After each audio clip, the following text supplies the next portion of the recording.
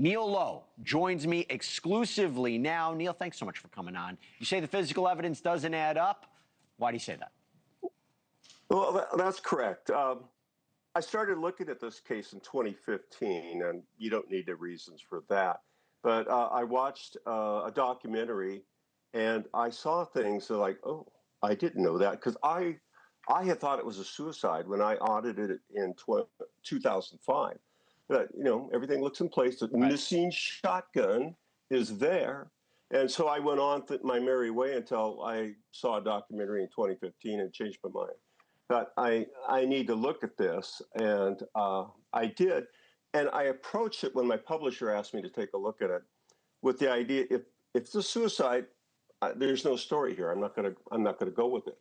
But when I looked at it, things that stuck out was the huge amount of heroin that was in his system, the suicide note, which with my detective experience, I had some experience with notes, and this is two different hands. And there was that unsubtle comment in there about do this for Courtney, and which was the same thing that was in the note that was found on the stairs. You should be ashamed of yourself for sneaking in here against Courtney. It's his house. He can sneak in anytime he wants. What is this? This is Courtney. Courtney's writing this. She wants to make herself look good in the best light. So I didn't like that. And the shotgun blast to the head, I thought, was more than gratuitous. It was, here he is in a garage.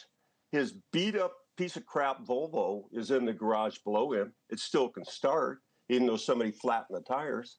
And I thought, well, if he was going to commit suicide, somebody peaceful like him would probably have, they might have shot up with heroin, certainly not the amount that was found in his body. From what my experts tell me, somebody would have had to have helped him and used a crock pot to cook that much heroin and get it in his body. And then he wouldn't have been functional enough to button his sleeves, fold up his fit kit, put it away, and do what he did. Those would have required. How do you think investigators missed this? Well, it started, I was a lieutenant in the South Precinct, and we got a note for our roll call boards, purportedly from Kurt's mother, saying that she was afraid he was in Seattle and might kill himself.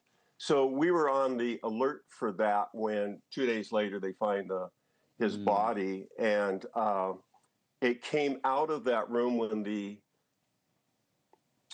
public information officer's coming down the hill with the medical examiner right behind her, and she stops and says, it was a suicide. There's a shot, he shot himself in the face with a shotgun, blah, blah, blah. And there's a note. And I said, well, you're not qualified to make that statement. What do you know about forensics and the note? Did anybody certify this?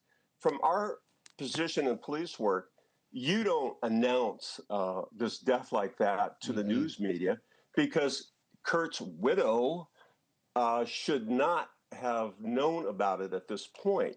Right. And she shouldn't hear about it on the national news, which is what happened.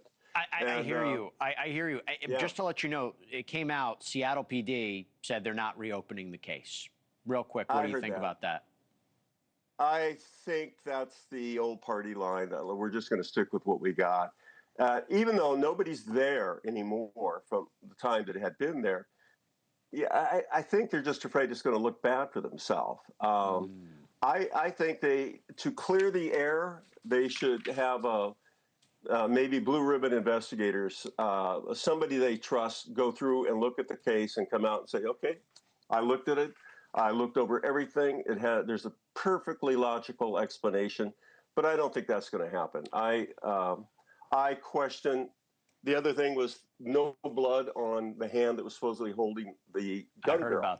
I heard about that. Okay, so why wouldn't that be? I don't know how much you know about. Shake a bottle of Coca-Cola. Yeah, no. I hear you. I hear you. Yeah. I'll tell you what. Fortunately, ran out of time. I could talk about this for another 20, 30 minutes.